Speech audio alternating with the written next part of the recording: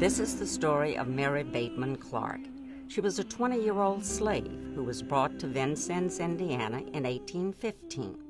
She was coerced into becoming an indentured servant, and through courageous actions, she won her freedom in a landmark case decision by the Indiana Supreme Court.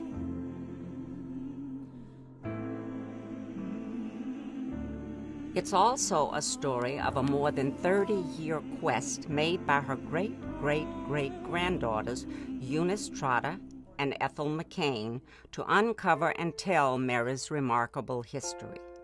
And if I had not put my X on that paper, indenturing myself to that General Washington Johnston, they could have scooped me up, carried me back down south, and put me back in slavery. It's just amazing that Ethel and Eunice have been able to trace their roots all the way back to Mary Clark, and that they've been able to make that connection is just a story that's worth telling. Peoples ain't supposed to own and sell other peoples like so much cattle and such. I was a true believer in knowing your roots and your history, your family history.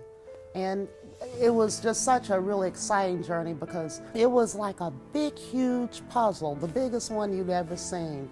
A lot of African American families can't trace their heritage back 2 generations, let alone to the extent that we've been able to do this.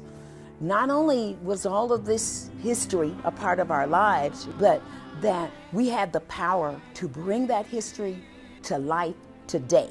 But they use that long word indenture, means taking you out of slavery just to put you back in again.